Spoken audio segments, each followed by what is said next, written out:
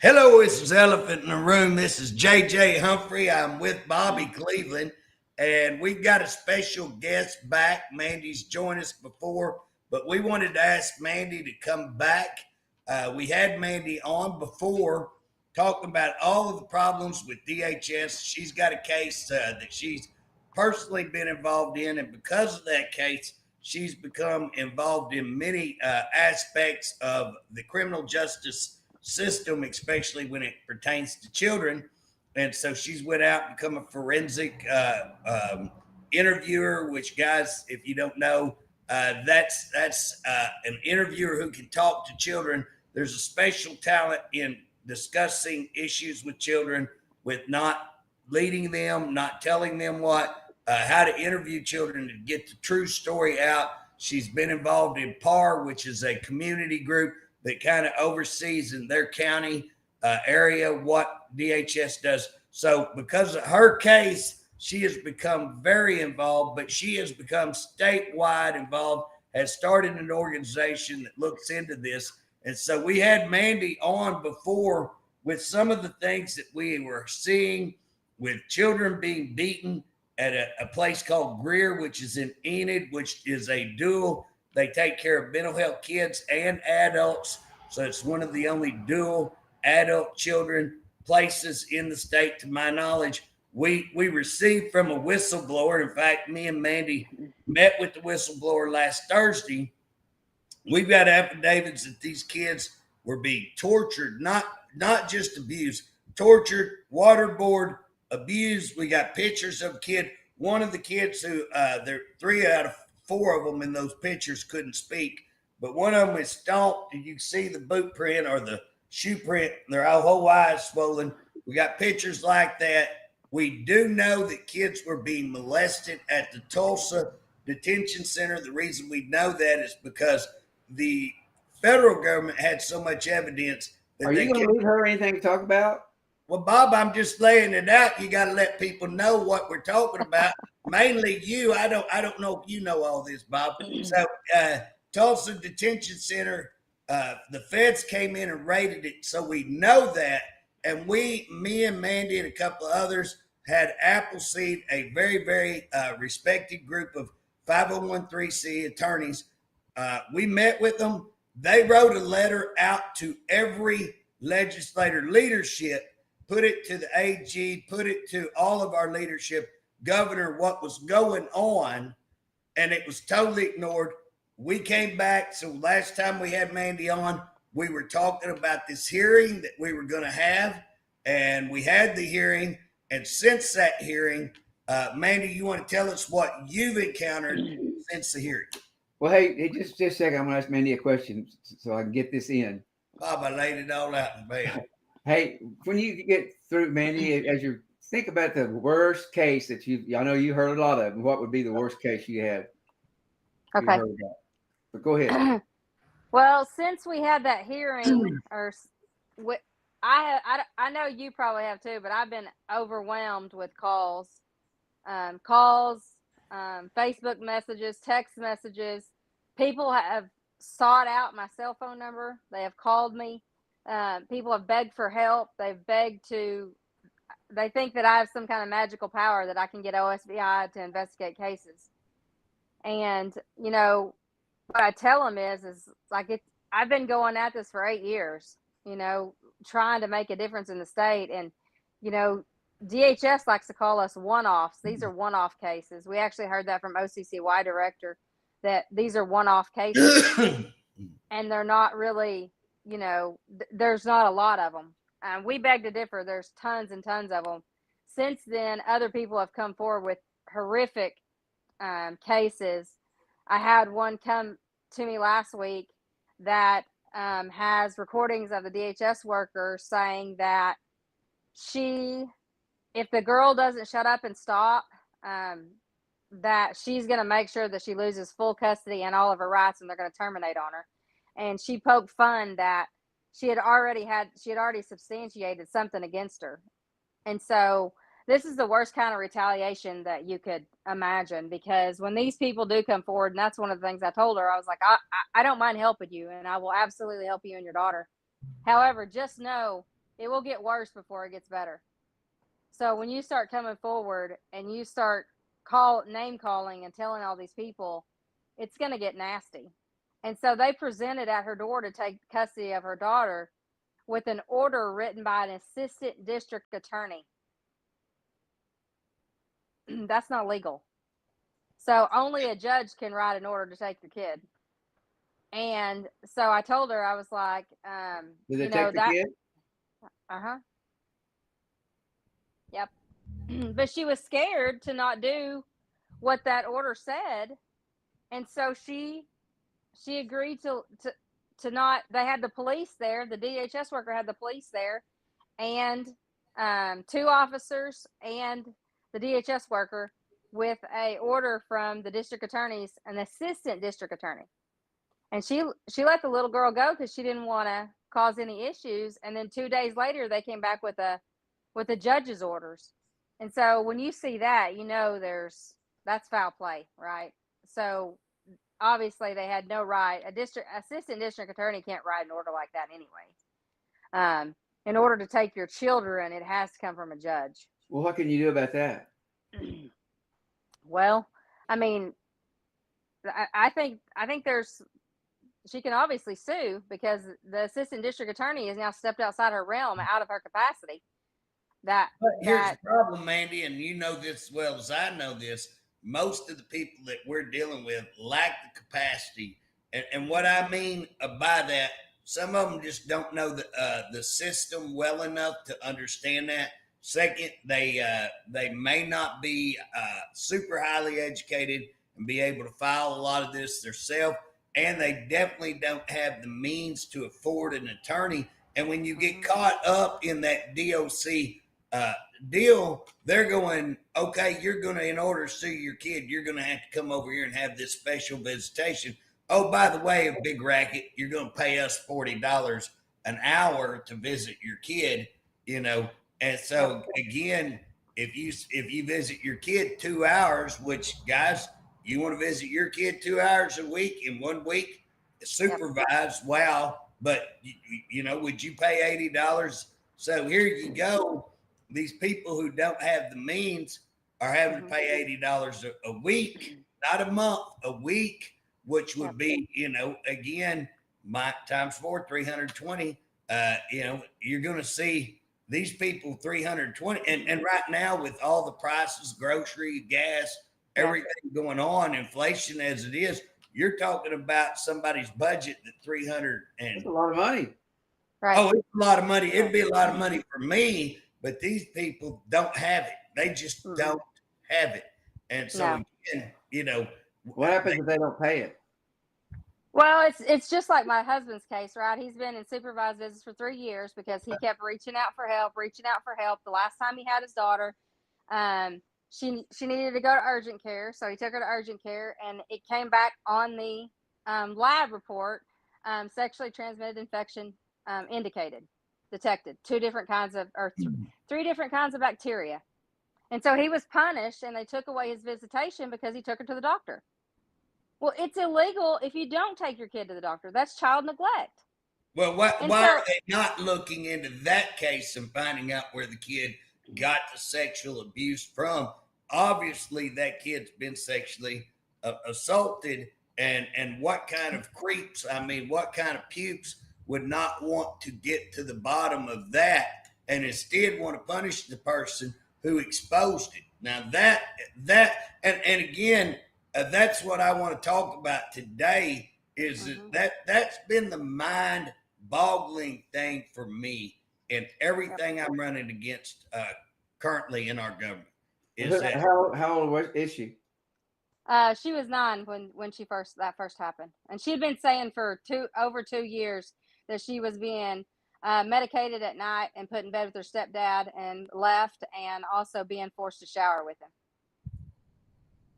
So 2.5 years prior to that, she had told us, and we couldn't get a judge to listen. In fact, when DHS ordered a forensic interview, the Judge Mueller, called the forensic interview place and told them not to do it. You know, I got to think about it. You know, when I was volunteered for, Costume, what's that called? Cause CASA. We would go in there before the hearing, and Mhm. they would tell Bonner, the judge, what all they wanted. Here's what they're going to ask and everything. Here's what we want, and he just did what they said. well, that's He's what Yeah. no longer a judge. Well, that's Right. going on around the whole state, though, Bob. They don't want to. They're asking DHS, "What do you want to do in this case? Y'all are the experts. We're going to listen to you." They've got their part boards where they just walk in for the most part. Hey, this is what we are. We're looking at these cases. This, and nobody questions it. Everybody, and again, not bad. I was on a par board. I was a par board member. Guess what? I was there. What do y'all want to do? I trusted the judge. I trusted the DHS workers. Guess what? I never dreamed anybody would lie about this stuff, or that they would do the things that I've seen them done. And I honestly don't think the people that I was involved with, I know the people who I worked with, and I don't think they would do it. I didn't hear anything about them doing that. But at the same time, not everybody's good people. That works good if you work with good people. But when you don't work, find out that goes on because I did it for a year and I just quit. Well, Bob, a while ago, Mandy, while y'all was talking there, I was counting and I was counting up since last Thursday. So this last Thursday, I had 30. There was 30 plus. There was over 30 emails, just emails. That's not counting the people who texted me, the people who called me, the people who saw me yesterday, giving me. I've got all kinds of paperwork in my truck on case after case that I've received paperwork, letters, all of that thing. So easily since Thursday, I've received probably 50, 60 cases. Some of them are probably, I visited with a couple of people that I was like, hey, your case probably, might be warranted just visiting with them. But for the majority of people that you talk to, when they lay out what's going on, it's like, like one old boy, he was talking to me. He says, hey, my daughter was strangled. Her boyfriend strangled her. They give us her. She comes back into our house. We've got the kid. Her and the kid are living at his house. So the granddad. And they had let the guy come back in. Well, DHS takes the kid because they say you're endangering the kid. Okay, instead of saying, no, he can't live here, get out. But they take the kid, and the guy, the granddad goes down there and pisses them off. And he says just because he made them mad that they're now retaliating against him, will not give them custody back. And that he's willing, he's even offered to buy her a trailer and put her up in her, by herself, put the kid with them. They won't do that, won't let the kid come to his house. And guess where the kids end up now? Y'all take a wild guess where they put the kid. In a shelter? Mm-mm. With the DHS worker. Put the kid back with the guy.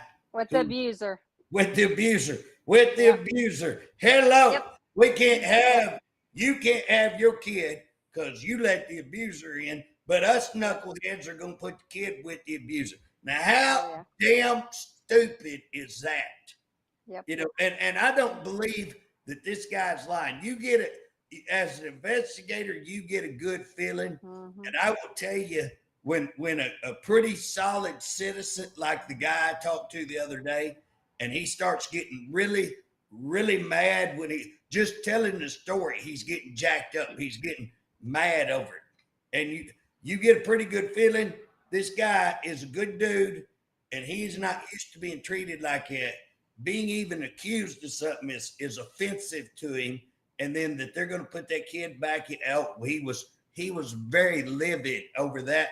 And you know what? I'm with him. I agree 10,000%. Whoever done that needs fired.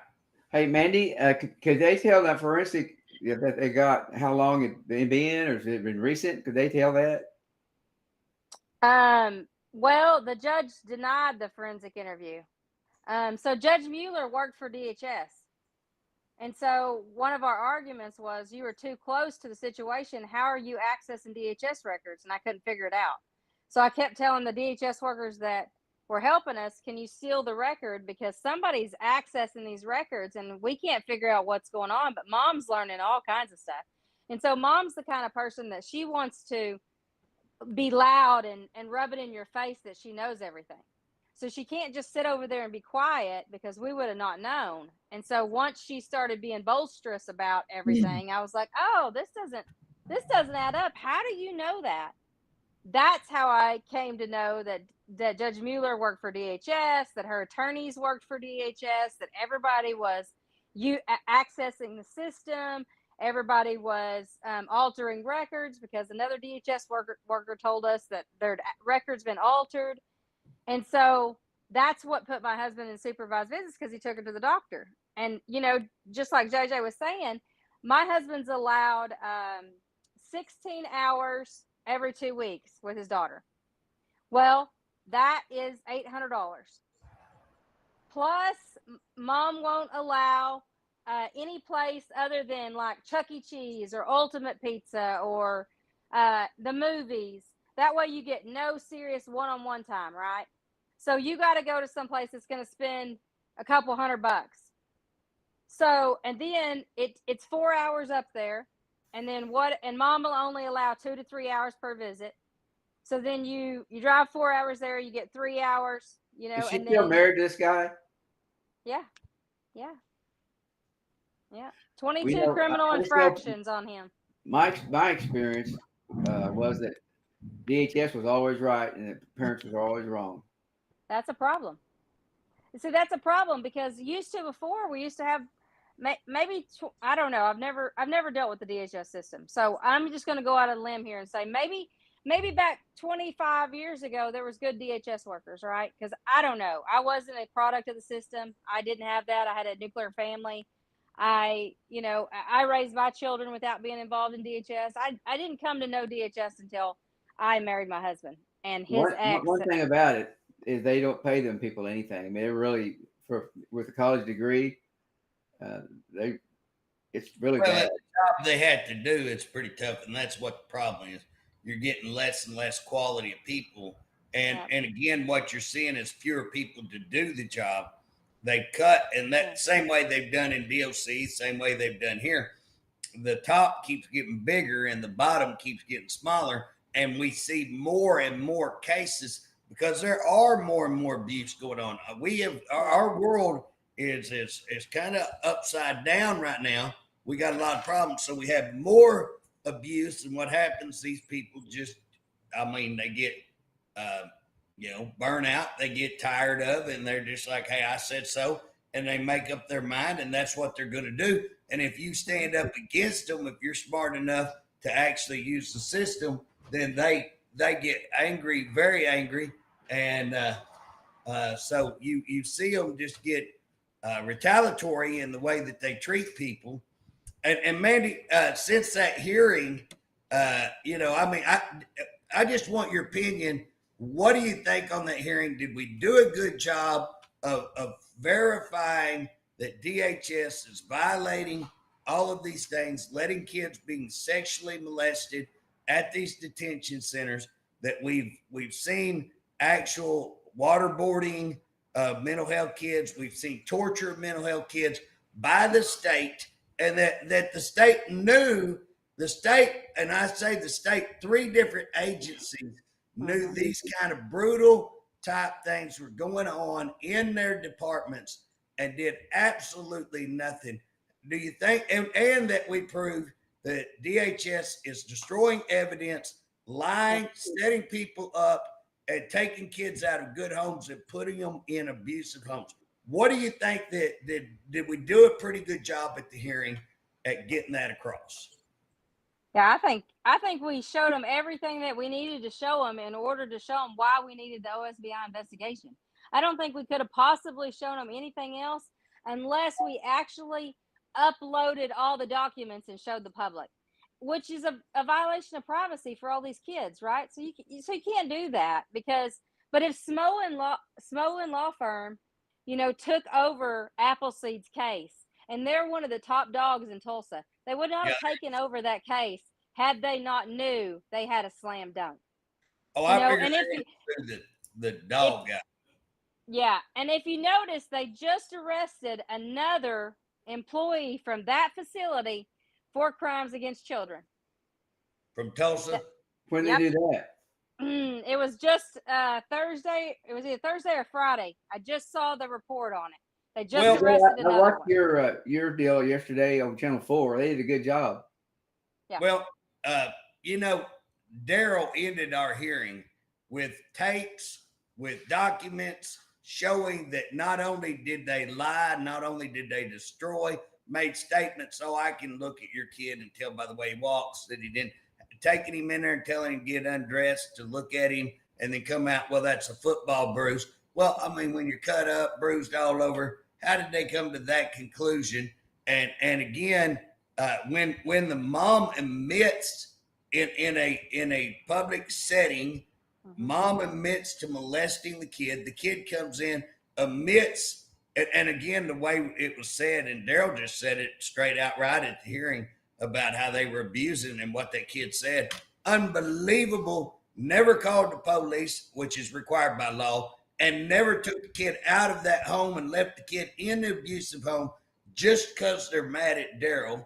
And again, I think that if you can't see the evidence in that case, you're blind. I mean, Ray Charles would see the evidence in that case.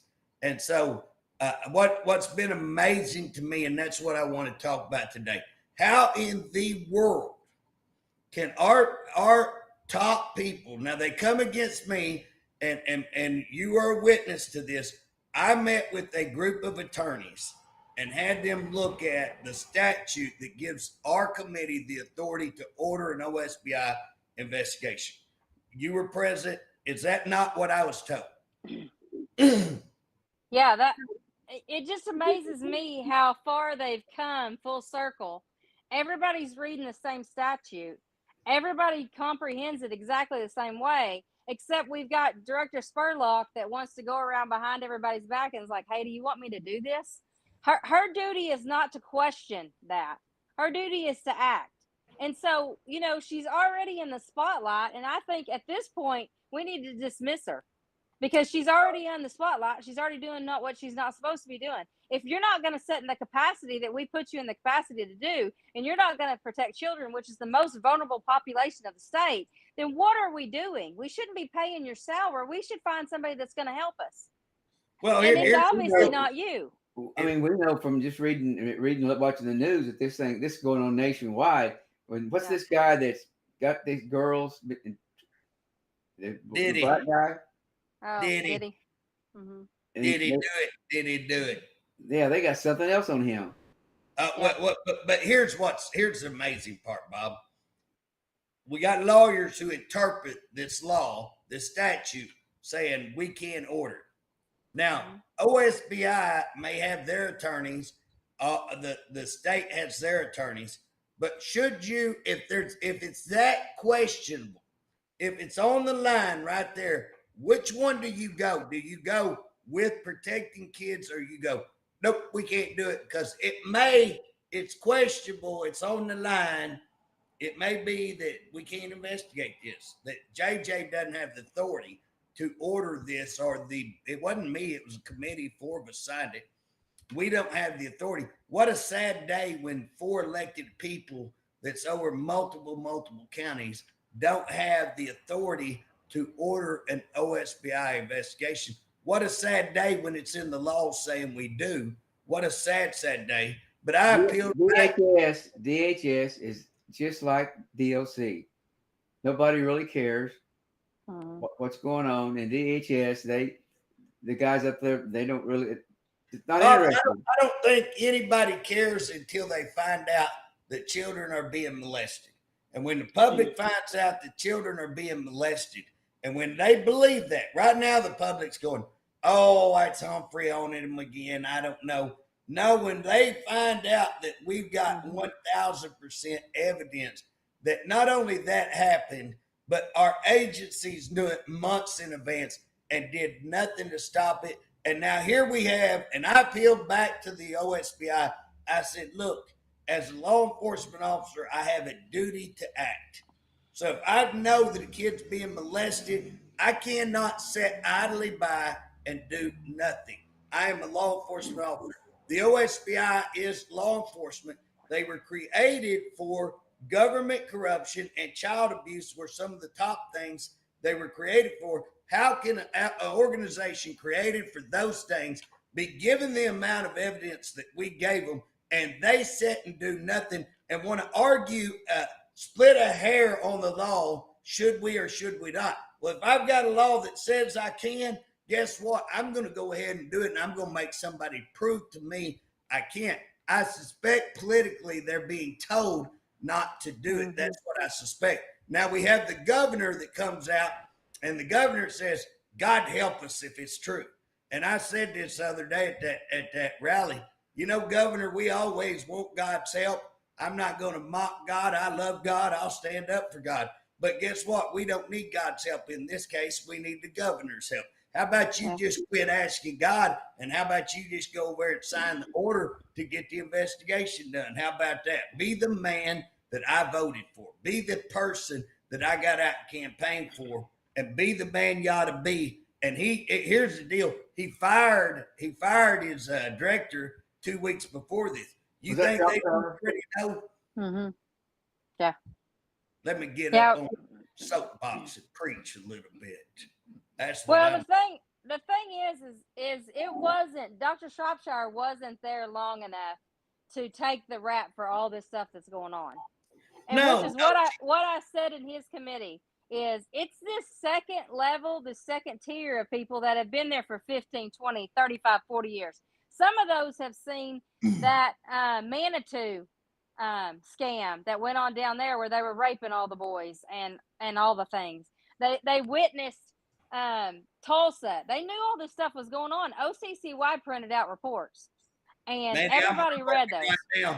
I'm working right now to get a Tulsa deal, 20 years old, probably better than 20, maybe 30 years old, where workers actually film themselves having sex with one of the residents, with one of the kids, male workers, film themselves having sex. Who films themselves? What sicko films themselves? But if I can get that, I'm going to go back and try to get rape on the people. But again, this has been going on 30 years in our system, and nobody's done anything, and it's the same people, and it is by damn time we hold them accountable. And again, I think criminally accountable. But here's what's mind blowing. This is the part that's mind blowing to me. Where is our AG? I mean, if he doesn't want to do the investigation, order the OSBI. He has the authority. Now he's going to run for governor, and I'm going to try to stick this in his cap because guess what? You need to get off your hiney and order this investigation, or we're going to stick it on you. We're going to stick it on you when you run for governor that you would not defend the helpless kids. You wouldn't defend kids. And oh, by the way, we've got some more coming. We've got some more evidence, Mandy. You've been with me. You've heard the whistleblowers. This is not the only detention center that things like this are occurring at. We've got more. We're going to probably have a couple more, maybe. We'll see what we can turn up. We've got whistleblowers coming out. I had 3 at the rally yesterday. And so we had a big rally. Mandy, tell us a little bit about that rally and what happened at the rally and why we were having the rally.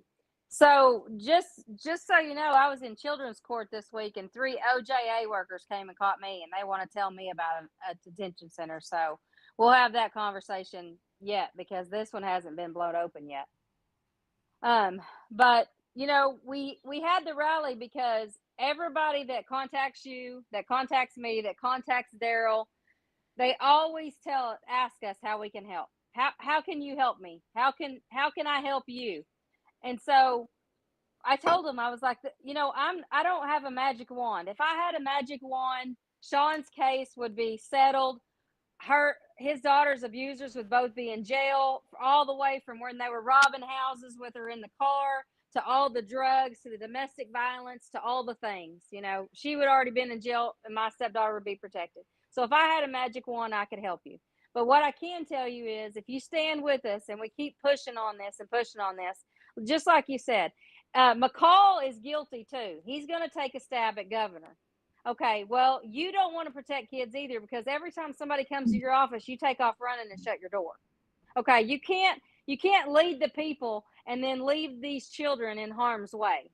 That's not the way this works. They're the most vulnerable population. If you and Drummond don't want to stand up, then somebody else is going to have to stand up, because we, the people, I'm going to push really hard for you not to be in that position, because these kids need help. I've listened to kids cry. I've watched their videos. I've saw the forensic reports. I've watched the police reports. In Sean's case, the police officer didn't talk to his daughter. They just went and interviewed mom, and they said, "Oh, her house is clean. She's good." Okay, that has nothing to do with if you abused your kids. So at the rally, Well, I mean, if your kid's got a sexual disease at 9 years old, that's a pretty good indicator. I don't know that I'm a decent investigator, but Scooby Doo would say that's a damn clue. I guarantee you. Yeah. Darn clue. I got darn clue. We shouldn't say that, but hey, listen, I get fired up when we're talking about kids. You know. I know, and at the rally, you know, I told them, I said, I'm going to be right over here, and there was a long line of people over there waiting to talk to me, and I talked to every single one of them, and I was like, listen, I don't know how I can help you. And it was raw emotion. Some of them are fresh. You know, I'm an 8-year veteran at this. So I don't get teared up too much. At the hearing, when I played my stepdaughter's video, I did get teared up, because it still hurts me to see how bad she was hurt. But these people still live in raw emotion. And so as I'm listening to each of their stories, you know, they're like, what can we do? What can we do? My kids are being, and I think that everybody that's coming to me right now is saying it's sexual abuse. Right. And I want you guys to understand that this is happening. And I do supervised visits. I started doing those when Sean got put in them. Actually, I started before that when I became a CASA, because as CASA, they make you do supervised visits with these people. And so I started doing that. And I do that because I am a genuine person. My moral compass does not tilt. I am going to help these people. If you're guilty of abusing your kids, I'm going to tell it. If you're not guilty of abusing your kids, I'm going to tell it. And so when I go into a courtroom before a judge, I give a very ethical report.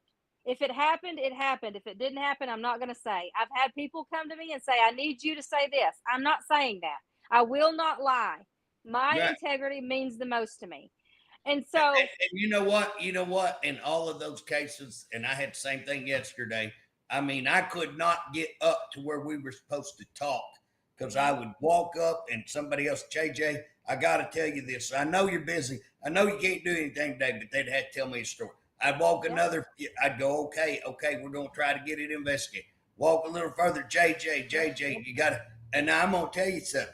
Of all the cases I heard yesterday, I suspect that most of them are true. Now, there are a few that I would say, but most of the ones, you get a good feel. You as an investigator, 35 years, you get a pretty good feel of how you learn to talk to people and ask questions, and you get a good feel of, hey, this might be legit. Again, we can't say everyone, but I will tell you this, because of the conduct of the Department of Corrections, every one of these cases ought to be vetted, looked into, because there's a likelihood the majority of these cases are grossly done. And if they fall out of another, the first thing I ask them, what county are you from? If they're from Pottawatomie County, if they're from Logan County, Payne County, Tulsa, if they're from Cleveland County, I kind of look possibly. What's Canadian County? There's one out western that I get a whole lot of complaints on. I can't remember. It's not Comanche. Anyways, when I hear it, I go, oh, okay, I better pay attention to this one. Just the county alone. But again, all of these cases, overwhelming the amount of abuse, and we cannot get the governor can order it like that. I don't know if the pro tem and the speaker can order an investigation by the OSBI, but what they could do is order an investigation of a team so they could set up an investigative committee who then could order. I know they can do that. They could order subpoenas, they can do stuff, and they could use their influence to get it done. So the main deal, we had this rally. So we put this rally on because we cannot get, with all of this evidence and with all of it all over the news, with the feds rating and confirming it, with pictures, and we've had the Greer incident confirmed. It's not that we're saying this, there's no question this is going on. Right. The question is how long did they know, and are they criminally liable for knowing children were being abused and not doing anything? And the workers that are lying on the documents covering this up, I know they're guilty of crime. How do you know they lied on the document? What's that, Bob? Well, in my case, I had one of the upper DHS workers tell me that somebody had went in and altered them. And it was one of the senior management guys. And he was very nice. And he told me, he said, I just want to let you know they have been altered. I can see it. And my husband said, can you tell me the date? And he goes, oh, I can tell you the date. And he goes, can you tell me who it was? And he goes, well, I can see who it was, but I can't tell you who it was. And well, so he will tell you, like, so I know for a fact, just for my husband's case, that it does happen. I also have a DHS report that was put into the case. My husband got custody on this day. We drove to pick her up, and the mom called one of the workers, and she submitted a DHS report and said, I met with the child on this day, and she says she doesn't want to live with her dad. Now, out of the blue, you mean to tell me, and we already had a possession of the kid when she made the order up and said that mom had driven 45 minutes to meet this worker during the day. We already had custody of her. So some of these workers aren't smart because they had no idea where the kid was at, but she implemented that record into the thing. And so that just shows you what they will go to for these people. Like, they do this. This is real. Well, Bob, also, we've got a lady named Chico, and Chico actually is a DHS worker. And so Chico had kids that were being abused. That lady that was there yesterday? Yes, yes. Rosario Chico. And so she had kids that were being abused, and the abuse was confirmed. So the abuse has been confirmed. She took her kids and left so that the abuser could not abuse her kids. Now, there was no court order. There was no child custody thing going on at the time. So they went and charged her with kidnapping. How do you kidnap your own kids? You can't kidnap your own kids. There was no order saying she couldn't go or leave. So how does that work? They charge her. And guess what, Bob? It's been going on 3 or 4 years. But she went to work for DHS. Here's the hilarious part.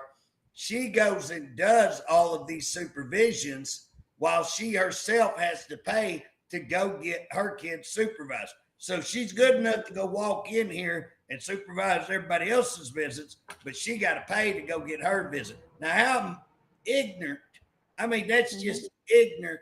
And hers is a big profile. So any of her supervisors that's too ignorant to know that and too ignorant to be up on top of it, shame on them.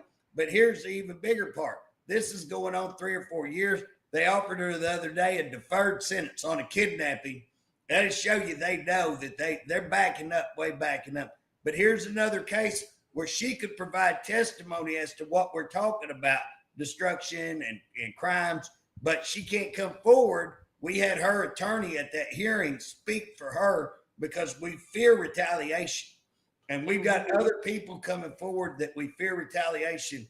And the day that you have to have a rally to shame all of these people. And again, hey, look, I live in Atoka, Oklahoma. I live right around the speaker. He's a friend of mine. He's same hometown. We've served together. We went to high school together. But you know, it's like I said the other day. I campaigned for the governor. Governor, you ain't seen nobody get out and campaign for you like I did southeastern Oklahoma. I'll bet you $1,000 I got you more votes in southeastern Oklahoma than anybody else in southeastern Oklahoma. If I wasn't number one, I'd be number two. And again, I say step up and be the person that I voted for, that I campaigned for. Okay. But I tell the speaker, it's not one person doing it or two people. Well, that's what I'm saying. They know they can get away with it, and they're doing it. Well, Bob, it's not the fact that they're getting away with it. It's how do they get away with it? It's because our government will let them get away with it. Nobody holds them accountable, and we got people at the top, and that's what I'm saying. I like Charles. I voted for him for speaker every time. But again, I cannot sit here and say what's going on. I would tell him the same thing. I have told him the same thing. I've written them and said, guys, this is wrong. And if I get in trouble or they don't like me because of that, then I'll just say don't like me, because when kids are being molested, tortured, and all this, I'm going to speak out. I'm going to say y'all's wrong. And I'll publicly say they're wrong. I don't get where they are. They're aware of what's going on, but they don't want to bring it up. Just kind of let it go over. It'll fix itself. We don't want any problems or a bunch of publicity about it. Yeah, it's negative. That seems to be what I'm kind of hearing from. Well, Bob, I think it's more than that. I think they know when you peel that layer off, there's a lot of money issues. You couldn't get one other rep to come with you. What's that? You couldn't get one rep to come with you out of 87 reps. You know what? I don't mind being a one-man show. Have you ever seen that? It's not the point. What's that Tasmanian devil that spins around? I'll be Tasmanian devil. I don't mind being by myself. Hey, this is a place to be by yourself. I'll stand on a rock, stand by myself right there. This is the place to take a stand, draw the line in sand, and say, "Hey, I don't care. I'm coming. I'm coming, and hell's coming with me." You know, yeah. It's wrong. This is wrong. But Bob, I suspect you're asking the question that I asked yesterday. As an investigator, the next question you got to ask: why are our leaders so bent on not ordering an investigation? Why would they fade all of this public heat and not order what would seem like anybody in politics you would think would go, we want to stop this? And yet you don't see anybody in politics wanting to, because it's politically suicide, more or less. So why is it suicide to stand up for children? Because I'll guarantee you I'm going to catch heck. I'm going to have all the leadership after me because of this.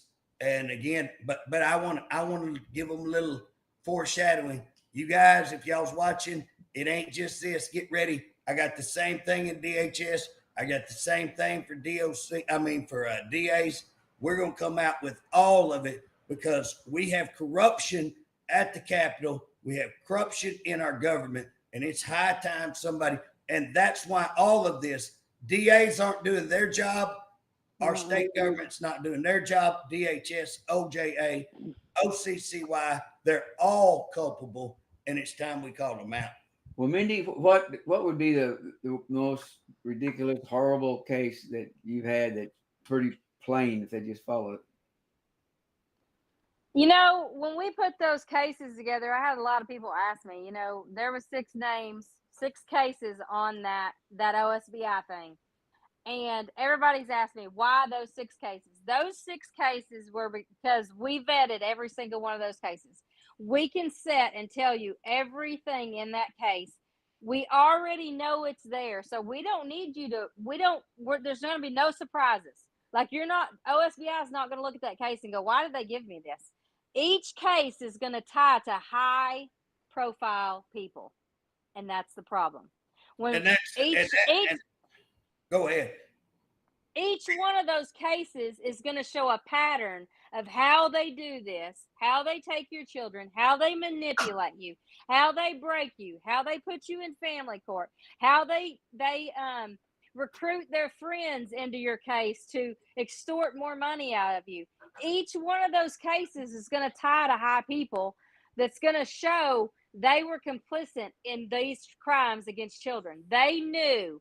They were notified. I personally notified Dr. Stropsar via email at least 10 cases. Some of those I supervised because when I would call in a DHS referral, they would not respond. I know for a fact these kids are getting abused. I have eyes on them. I know. I review those DHS cases. I know. When you're screening them out and you're not helping these kids and they're getting beat and abused and over, I can name 5 cases right now in my hands that they went to DHS. I've seen the documents. I've seen the emails. I've watched, pleading, beg help, and then the kids are dead. Bob, the kids are now dead because nobody helped them. They're dead. What was on the death certificate as to why they were dead? Well, one of them was a fentanyl overdose because the neighbors kept calling and saying, "Mom's ODing, Mom's ODing, Mom's ODing." Well, guess what? The kid OD'd before the mom did. Well, hey, Greer, guess what? You've had a death since this has come out. This has come out, and I mean come out like in March or April, and then you go all the way back around, and guess what? We got a death that's 4 months old right now. Still don't have a death. Now, here's another thing, Bob, because you understand this case. I've got a case going on in DOC where the body was received on one day, and hey, they're cremating it like 4 days later. They're going to cremate the body, but yet we have a body over here in a high-profile case. This was a low-profile case, high-profile case that we're 4 months trying to get an answer on what happened. They're going to destroy a body over here. What's going on those things? We have to step in and say, this thing is much, much greater, needs investigation. We can't say 100%, yeah, that's coordinated with this, but I suspect that it is. But we need to look at it. That's why we have investigations. And these cases that we picked, they encompass everything, not only just the abusive system, but they encompass that they lie. And Daryl Doherty's, they actually called the hotline, which I thought was anonymous. I thought that nobody, even them, could track that hotline who called in. Surprise, they can track it. Daryl may be the best guy. Stan Ward told me that Daryl was the best ever at getting records. Daryl was able to prove that they were calling the hotline. DHS was calling their own hotline to make it look like Daryl was calling it frivolously. They went out and accused him of frivolously calling the hotline, and he was able to prove it was them, not him. He was able to prove that they falsified documents, turned in falsified documents. He was able to prove that they knew abuse was going on and still and that the court knew, everybody knew. And again, the mom got up and confessed to doing it. The kid comes in and says the same thing, and they're required to call law enforcement.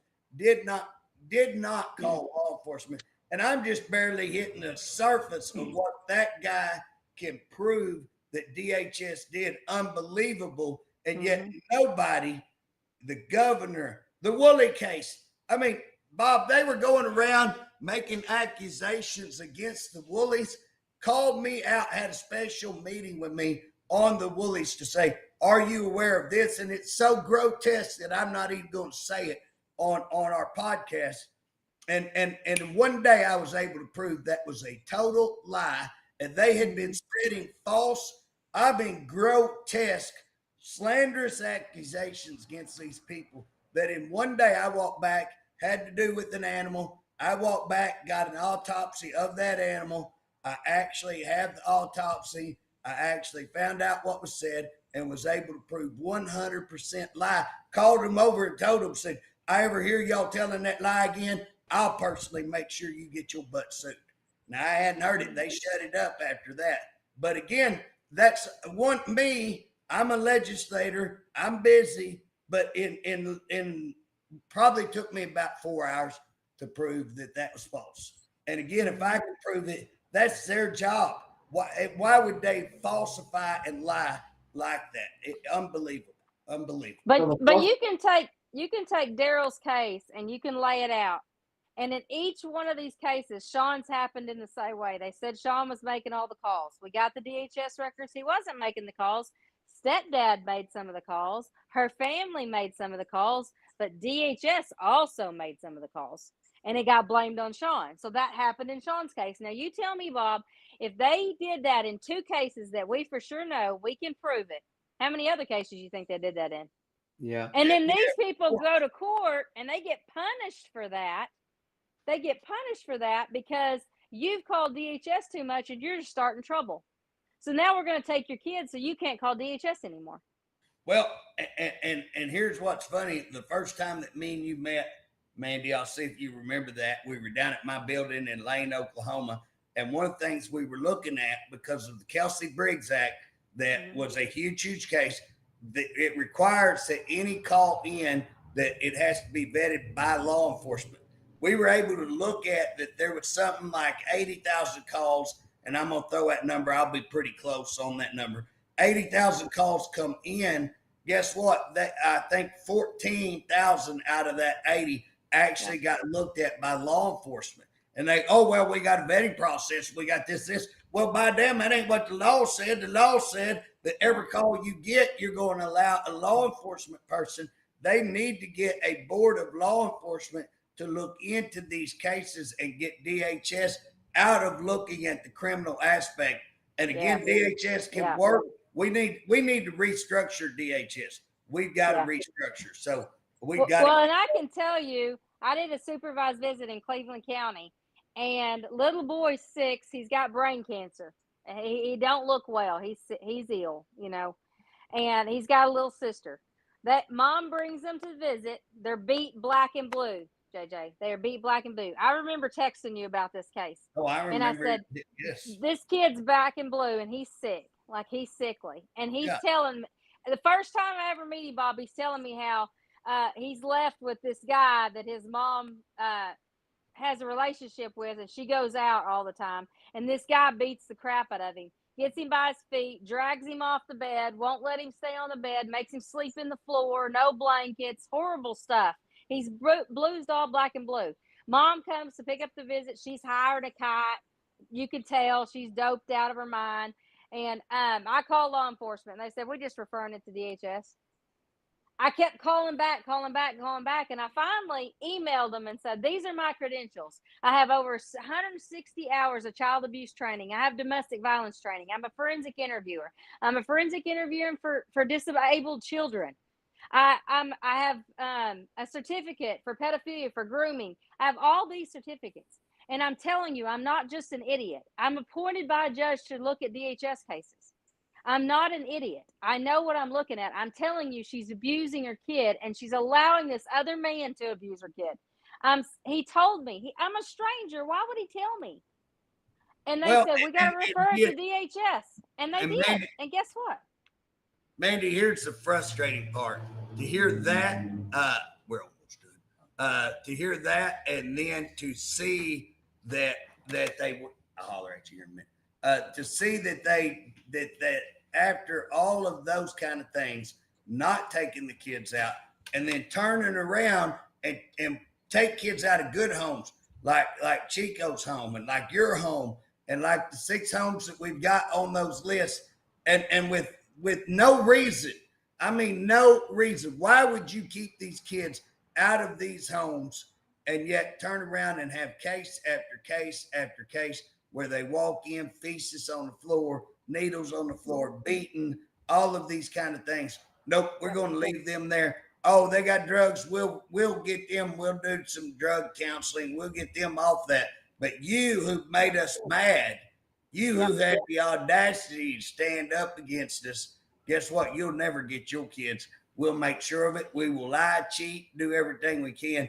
And again, you like to think one case, we've got 6 cases that we know we can prove, not maybe we can prove, that when we get that, and there's thousands, I would say thousands. Yeah. Are they understaffed? I don't think they're understaffed. I think they got plenty of staff. I think they're laying by the damn pool. I think they're not doing anything. JJ said he had a lady walk in and said, I watch my grandkids during the day. They're not working. We're not understaffed. COVID, they said, we have low quality. I'll give them that. We got low quality employees, but we got plenty of them. They're over. Their administration's heavy. During COVID, they sent everybody home. Guess what? People ain't gonna work from home. You know, Bob, I've watched you work at your house. You don't do a whole lot. You know what I'm saying? You sit around there. Thank you, JJ.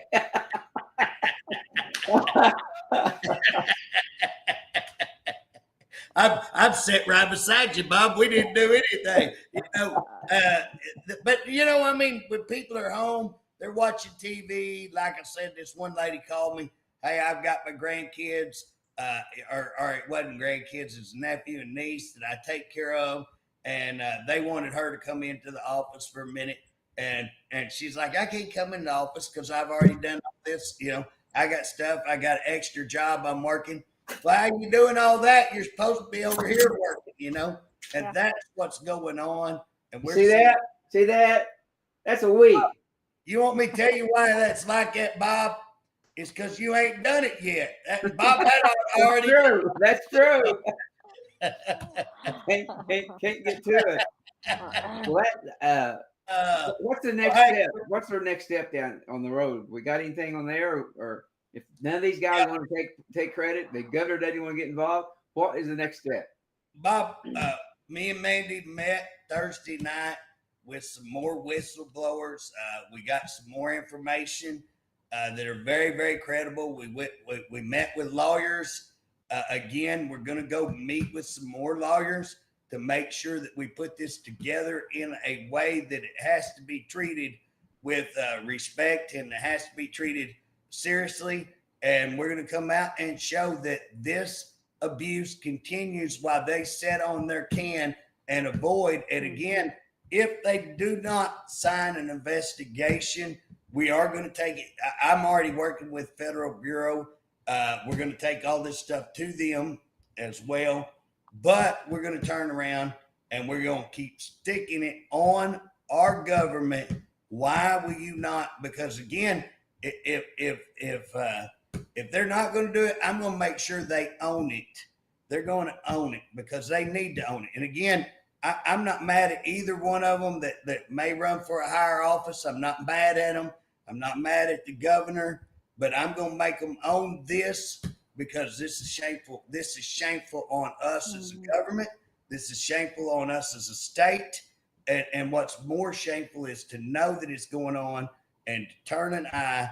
And not only turn an eye, it's worse than that, Bob, because we're trying to do something. We have made a huge public effort to get something done, and they're blocking us from doing anything. It's worse than just turning an eye. What time we go on?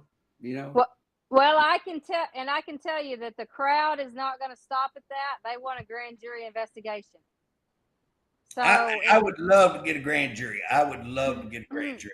I think we got enough followers and enough people right now. Everybody take a petition, and I think we can get it done. So we're going to get it either way. Petition yesterday. We had over 150 signatures, and we didn't start passing it out until later in the day. Okay. So 150 is pretty good. Yeah. Bob, I had somebody take a picture from behind. I didn't think we had as many people but I had somebody went back probably during when we had the most people, and they took a picture of the Capitol and all the people, and I can tell you it was a very large. When I walked out and left, I was kind of looking around trying to count, but I figured there's at least 300 people there. I kind of figured about that same number, Bob, is what I had. And that's good on a Saturday, and it was hot. And we had people that calling me. I wished I could be there. I had something else to do. Bunch of them back down. Yeah. Bob, I think, and if we could get a grand jury, the thing we're going to be looking at is the people who had but they had a duty to act. They had a duty to act and did not act. And again, I mean, how high does that go up? I don't know. but I suspect it goes up to at least the director's level and may go on past the director's level. Again, if you're on a government level and you know this stuff is going and refuse to take action, are you responsible? I don't know. But I would think so.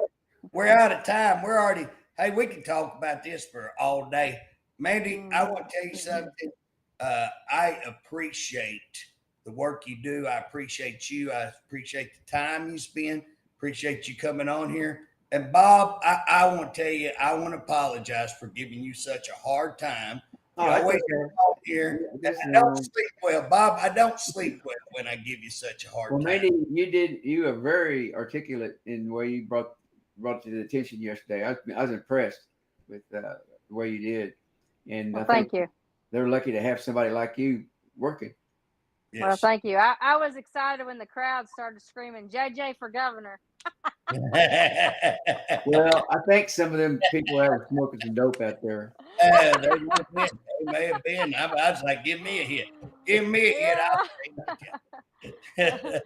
But let me touch before we jump off. Let me tell you the most egregious case right now.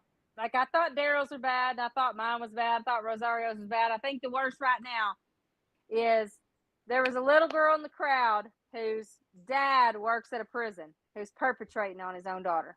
Is that the one in the wheelchair? No. Okay. No, she was just in the crowd. Okay. And he got arrested for taking contraband into the jail, and they scrubbed it from the internet already. And guess what? They had somebody from the jail show up to harass mom and say, "You planted that, didn't you?" And she was like, "We've been separated for years. How would I plant it?" "Well, he said you did." Well, it's possible he's got some officer friends and that he's got a law enforcement background. And so I've actually, funny you say that, because I've actually looked into, I know it's the same case. So I've actually looked into some of that case as well. So you're getting contacted by, and we've not even discussed that case. I don't, or maybe you told me, I don't know who tells me. I've got so many, but absolutely. No, but I can't tell you how I got the forensic interview, but I have the forensic interview, and you should read it because it's disgusting. And the law enforcement said, "We're not going to investigate because that's my friend."